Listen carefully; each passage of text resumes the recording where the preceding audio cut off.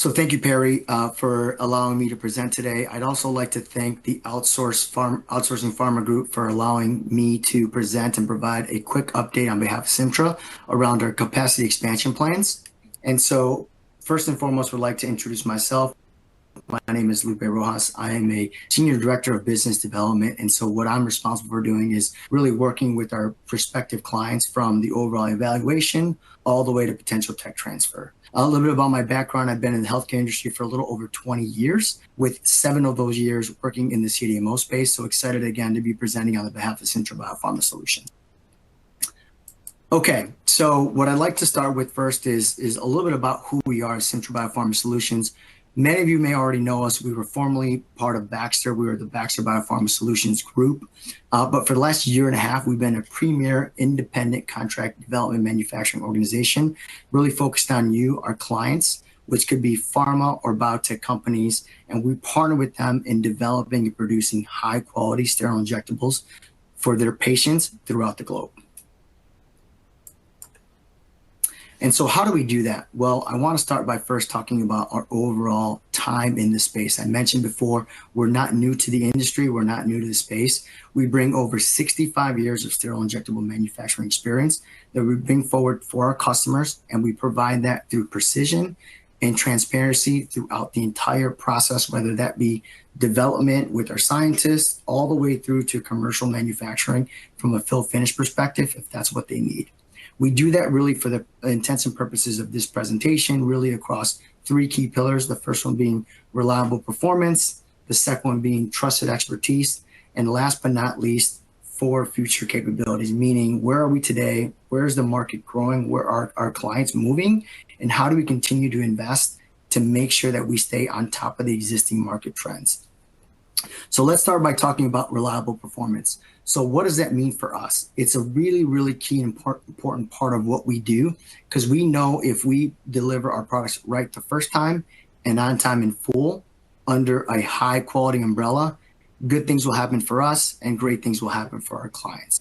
We do that by offering and essentially being compliant in over 19 countries, regulatory agencies throughout the globe, which allows us through our partners to be able to ship product to over 120 countries throughout the globe via our award-winning facilities.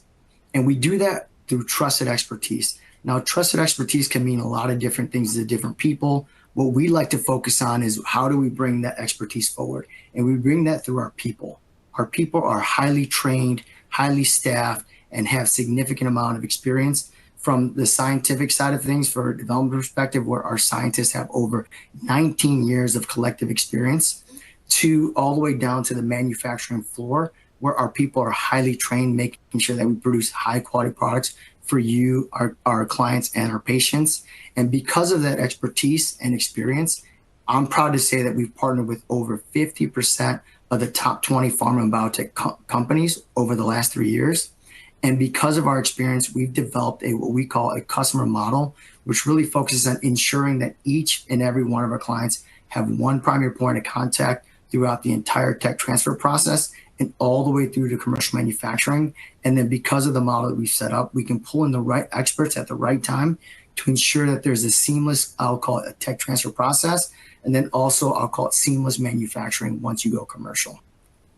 And we couple all of that by looking forward. So what do I mean by looking forward? So as we look at the trends in the industry, we continue to invest in capacity and capabilities that meet our evolving client needs. And then we tie that all in by investing in our people, human capital. So what are the investments that we've done?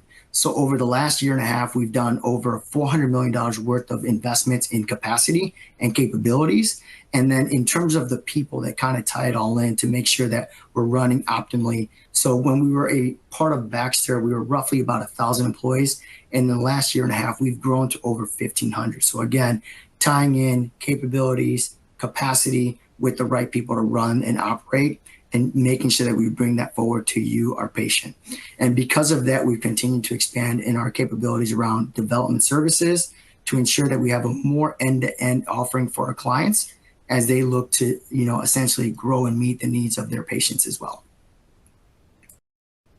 So for the intents of this presentation, we're really going to focus a bit on the ADC market and the trends that we see, one from the overall market itself, but also the trends that we're seeing from our clients and what their potential needs are.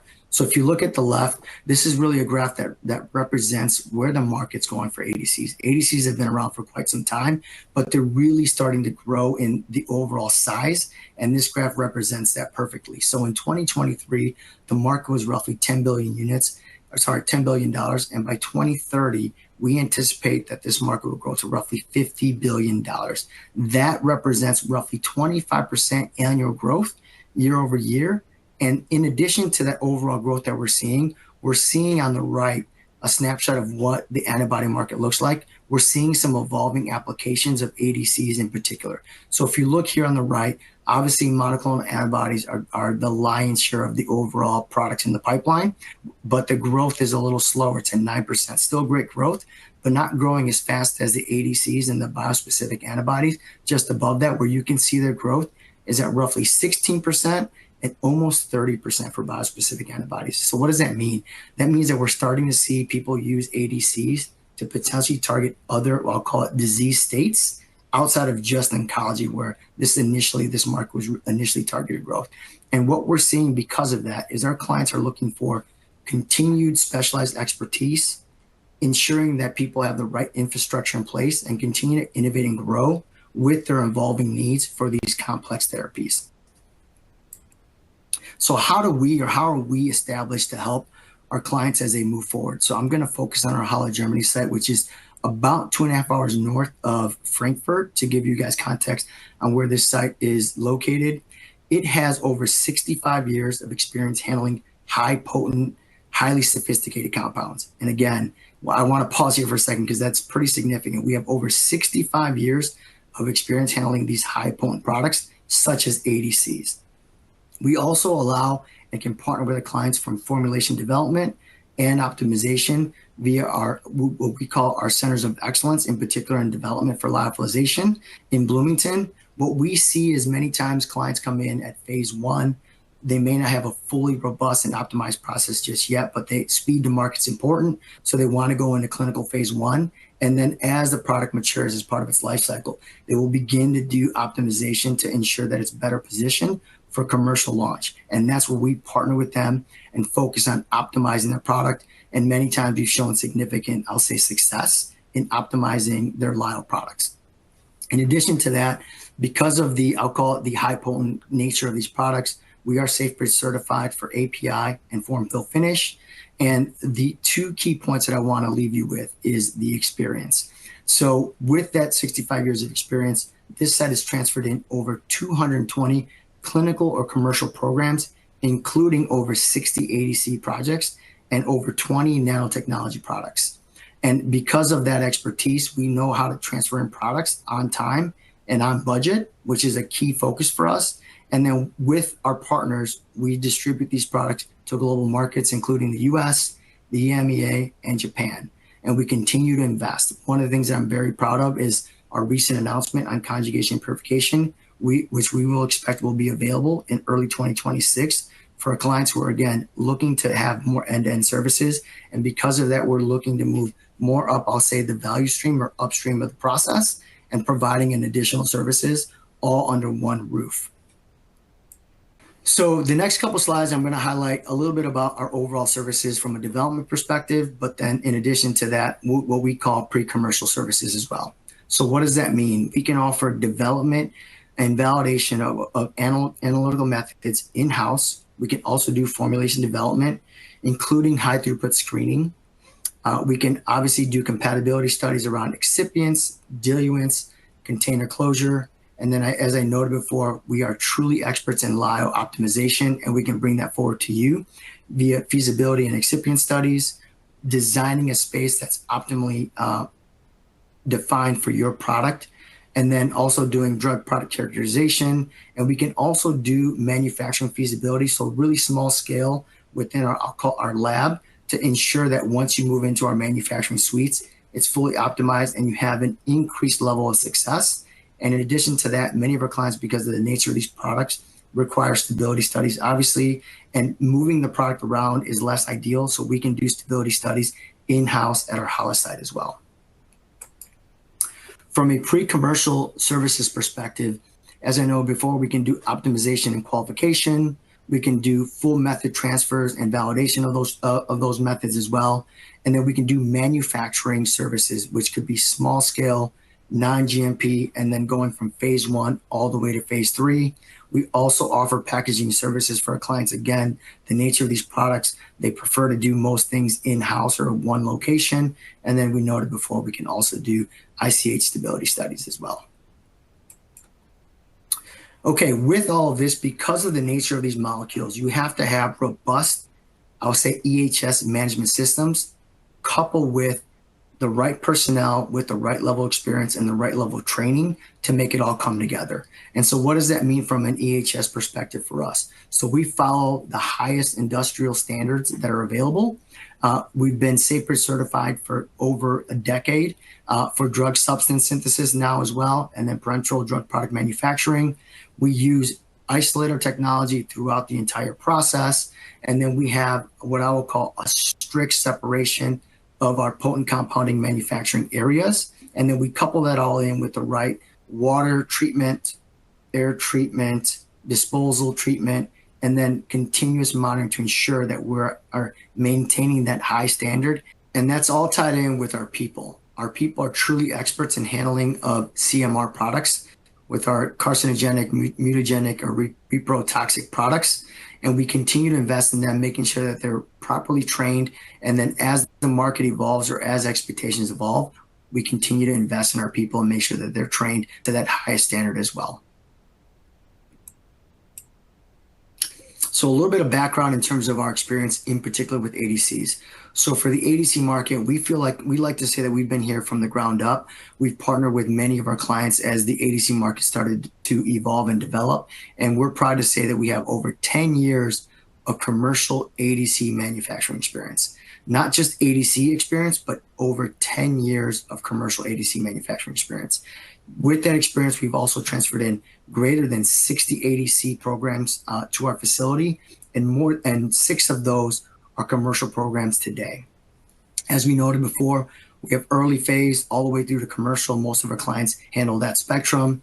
And as of today, we have over 20 active ADC programs in production today with over 20 ADC clients. So a significant amount of experience is brought forward for existing or new clients that are looking to have someone that can manufacture ADCs from a drug product perspective. And how do we do it? We really do it from a clinical commercial perspective. We break these into what we'll call small scale and larger scale. A couple key unique factors that are important for ADCs is because of the unique process, we know that the bulk is very, very expensive and many times very limited in availability.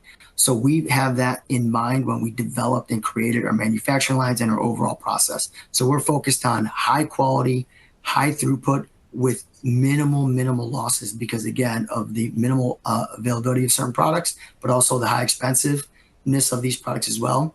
So we have flexible compounding areas. We have flexible filling technologies, which include peristaltic and rotary piston pump, and 100% fill weight checks. So we talked about the small and large scale. So what does that mean on the small scale side? So for us, that means having real good flexibility in the compounding areas. We can handle as to a few liters of compounding or of product all the way up to 350 liters. We also have a lyophilizer that's roughly 17 square meters. And for a standard 10R load, that lyophilizer can handle up to 27,000 vials. And as that product evolves, if it goes into larger scales and potentially commercial, we can then shift them to our larger scale lines if that's what's required. And that line in particular has can handle 50 liters all the way up to 1,500 liters. We have 4 lyophilizer, each of them being 40 square meters, and a max load for each lyo dryer for 10R would be roughly 77,000 vials. So again, a wide range of scale to meet the evolving needs of maybe not just one, but a couple of products for certain clients as well as they look to select a CDMO partner for these key products. and we continue to invest in capabilities and capacity. So we are near completion on a $100 million investment, which we're calling PPF, which will include a new vial manufacturing line for liquid and lyo manufacturing. And we anticipate it will be ready in Q1 of 2026. And as I noted before, we also are investing in our more end-to-end services. And we recently announced back in October of 25 that we will start to do clinical scale conjugation and purification with a $14 million investment in modifying one of our existing buildings and spaces within our Halle, Germany site, which will include conjugation mixing, single-use TFF and UFF, dye filtration and buffer exchange. And the scale for this CMP suite will be 20 liters all the way up to 200 liter scale. And we anticipate that we'll have that ready for our clients to use in early 2026. So this means that we continue to see where our clients' needs are evolving, and we're continuing to invest to ensure that we have the capacity, capabilities, and the people to meet our clients' evolving needs. With that, I'd like to pause and open it up for any questions. And again, would like to thank the outsourcing pharma group for allowing me the opportunity to present it on behalf of Simtra.